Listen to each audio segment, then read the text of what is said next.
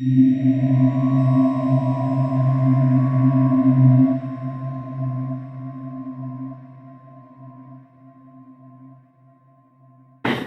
minha história começa quando eu tinha 13 anos. Eu sou Sérgio Bianco. Não é meu nome, é meu pseudônimo. Eu sou Sérgio Bianchini. Moro em Peruíbe desde 1963. Vi a cidade crescer. Eu, quando eu tinha 13 para 14 anos, estávamos jogando bola na praia. E era tarde. De repente escureceu tudo em cima da gente. Eu olhei para cima, eu lembro que parecia uma nuvem preta. Escureceu, simplesmente escureceu. Todo mundo correu, inclusive eu. Só que não lembro de mais nada. Eu só sei que eu cheguei na minha casa, isso era de tarde, tá? Eu cheguei na minha casa, todo mundo louco me procurando. Cheguei na minha casa, era 5 horas da manhã, amanhecendo o dia. Eu lembro que eu estava na praia e quando me dei por pé, eu já estava quase chegando na minha casa, na rua.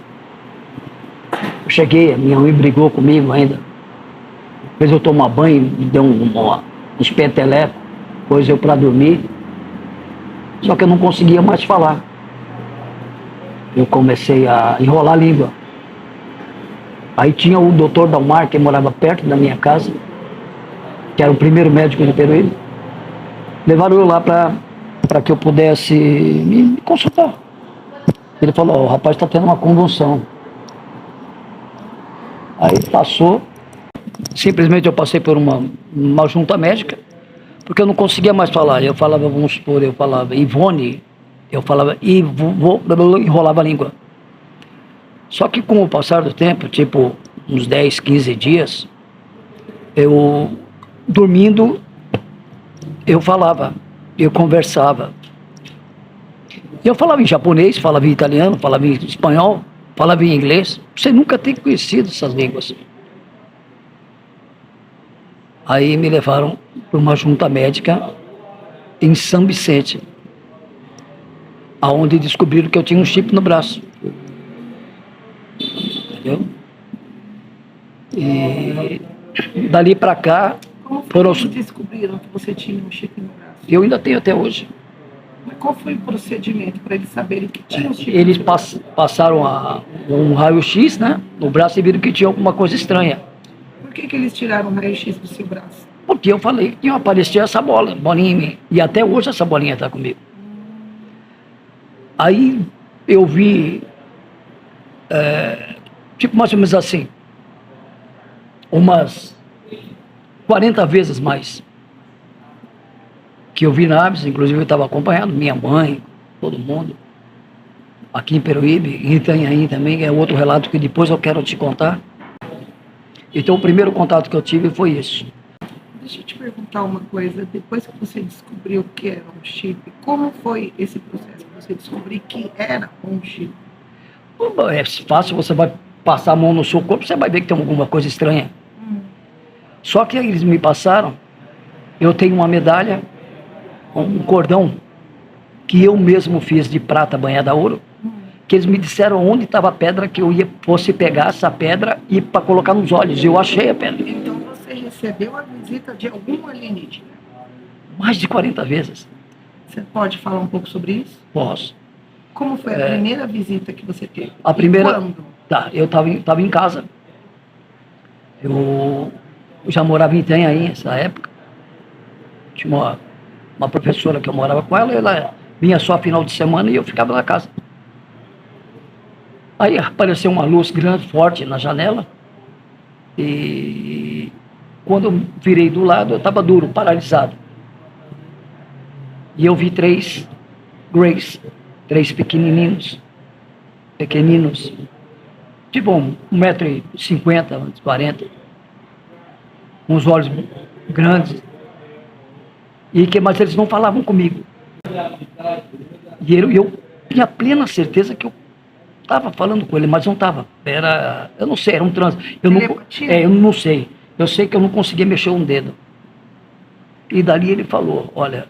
Eles entraram no teu quarto? Sim. Entraram da mesma forma que entraram, saíram. Você lembra mais ou menos o horário que Era umas 11h30 da noite. você estava sozinho? Estava sozinho. Você Agora- já estava se preparando para dormir, ou dormindo, ou não? Não, eu estava escutando rádio. Hum. Estava, inclusive, escutando uma música do Roupa Nova. E isso aconteceu depois que você descobriu que tinha Bom, bem chip? depois, eu já era um homem feito. Chip.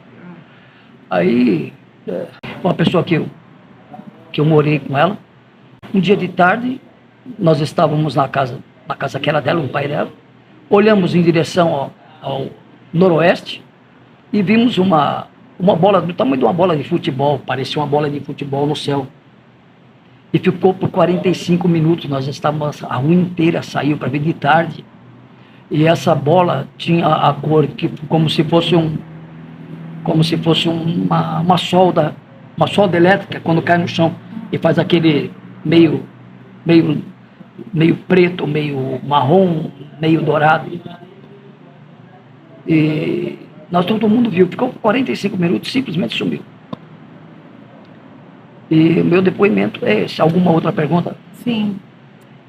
Quando os Greys entraram no seu 3. quarto, 3. e o que eles disseram para você? Mesmo sendo telepaticamente. Eles disseram para mim não ter medo, me pediram que eu não saísse de Peruíbe. Eles te disseram para que você estava sendo preparado? Não sei, para alguma coisa, só que eu não sei. E... Desculpa, que ano que aconteceu essa visita? 1986, 87. E de lá para cá você não descobriu ainda qual era o propósito da visita deles? Eu sei, mas eu não posso afirmar.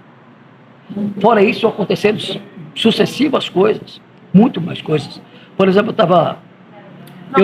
Só conclui a visita deles. Sim, eu simplesmente, como eles entraram e saíram, e me deram um papel para que eu fizesse uma medalha com o rosto deles, que eu fosse no ourives e eu fabricasse a medalha. E eles me indicaram onde estavam as pedras, que eram 2 turmalinas negras. E eu fui lá e realmente peguei, estavam lá. E aqui são as 2 pedras que se você me permitir, eu vou mandar fotografia para você. Você pode colocar a fotografia. Depois que você recebeu a visita desses 3 Greys, Nunca mais eu vi. nunca mais eles voltaram? Nunca mais eu vi. Eu vi assim, de ver não, mas nave no céu, inclusive pertinho de mim, não estava sozinho e tudo, umas 40 vezes mais. Você consegue me narrar algum avistamento de nave? A última, Quando foi a última? inclusive, se você quiser, eu te mando um depoimento. Um depoimento da pessoa que estava comigo. Estávamos voltando da loja da cidade de Itanhaém, eu e meu padrinho. Quando nós estávamos passando na ponte de Itanhaém, em sentido Peruíbe, eram umas 11 horas, 11h30 da noite. O meu padrinho falou, mas que lua estranha essa daí? Mas não era uma lua igual a lua vermelha, imensa, só que era 10 vezes maior, saindo de trás de uma montanha. Eu falei, mas aqui... Eu falei, é lua, sim. Eu falei, mas, quando eu virei o rosto, a lua estava lá. Então, era alaranjado e do tamanho de um campo de futebol, estava uns 200 metros nosso. Aí nós encostamos, apagamos a luz. Dentro disso, um detalhe que eu não vou esquecer, ela parecia uma bexiga, sabe uma bexiga cheia d'água, que começa que parece que está mexendo com alguma coisa dentro? Totalmente cor de laranja. Tá? E quando nós apagamos a luz, simplesmente só ficou a parte de baixo acesa, mas era imensa. Estou falando de 200 metros, era bem maior que um campo de futebol. Quando nós apagamos a luz, ela foi diminuindo a luz e deu aquele estouro para dentro. Ela sumiu como um encanto. Inclusive, eu tenho até um depoimento que eu vou deixar para você, o depoimento do meu padrinho aqui. E quando você viu essa luz, você sentiu alguma coisa diferente ou não? Eu já estou tão acostumado a ver que para mim não... Quando você passa a ver certas coisas, você começa a se acostumar. Né? Eu não me assusto mais. Aí aparece dar uns estralos na cabeça, como se estivesse dentro de um... É tanto som que aparece na cabeça, um negócio, como se fosse uma guerra estelar. Quando acontece isso, você pode apostar que ou eles vão aparecer, ou vão falar alguma coisa. Eu lembro que me apareceu o som dele, a voz dele, sabe, como se fosse um transmissor, mas sabe aqueles walkie-talkie bem distorcido? Uhum. É assim, mas é completamente audível. Uhum. Eu estou interessada no seu contato com os seres estelares, Sim. ou os seres de outra dimensão. Sim. Com relação aos Greys, você não viu mais, não teve Não, mais e contato. uma vez só, perto de mim, uma vez só. E nos sonhos, você teve contato com mais algum tipo de extraterrestre ou não? Porque existem vários, né? São muitos Sim. seres. Sim. E Aliás, uma vez, muitas civilizações externas. você deve muito bem saber o que é o Star Sahan. Uhum. Uma vez veio num sonho para mim 3 seres imensos, mas loiro, né? Cabelo comprido. Tinha 2 homens e uma mulher.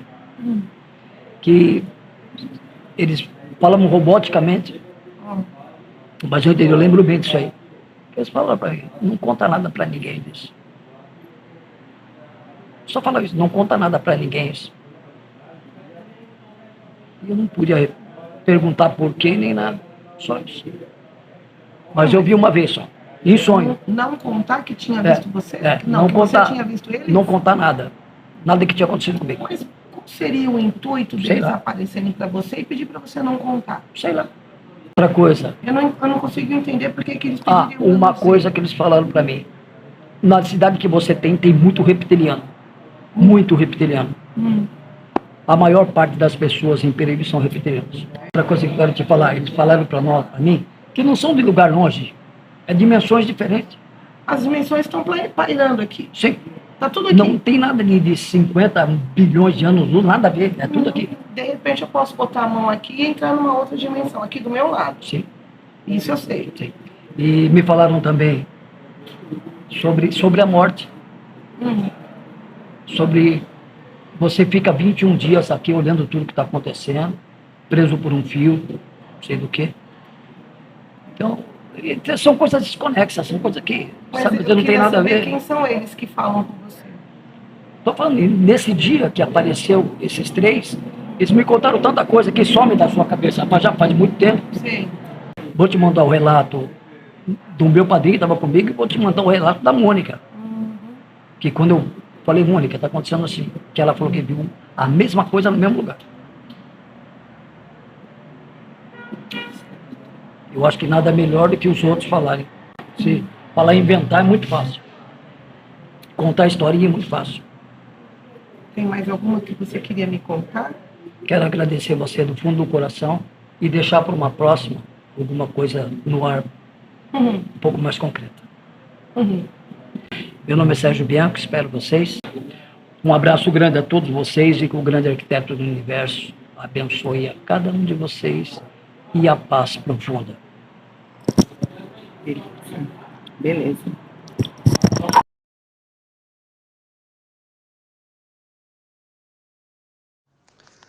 Ei, meu irmão, bom dia, bom dia. Eu tava ajudando a fazer a mudança da Hélia, só agora que cheguei em casa.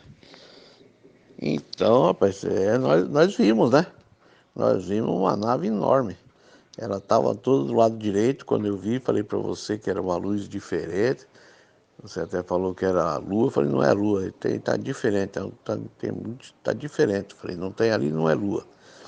Aí na medida que nós fomos andando, fomos se aproximando, e ela foi indo do lado direito nosso, seria o lugar que tinha lua, vindo para o lado esquerdo, que já aí falei, aí não tem lua nesse local, nesse lugar não tem lua. E aí quando eu estava em cima da ponte, que eu apaguei o farol, você viu que nós vimos ela bem ali à frente nossa, uns 200 metros da nossa frente, enorme, né? Foi impressionante, foi impressionante. E realmente nós acompanhamos, fomos indo e indo, ela foi se distanciando lentamente, foi bonito. Eu falei para minha esposa quando cheguei em casa, mas não vou falar mais ninguém, senão os caras vão dizer que a gente tá viajando da maionese, que a gente é doido, então é melhor ficar até quieto. Não adianta nem comentar com pessoas que reconhecem. Eu não bebo, você não bebeu, nós saímos da nossa reunião, do jantar legal, então a gente estava sóbrio, né? Não estava vendo coisa que não existe, né? Mas tá bom, fica entre nós só. Não adianta comentar com ninguém. Eu não sei pessoas de sua confiança que acredita, sabe? Vamos dizer que ele tá doido.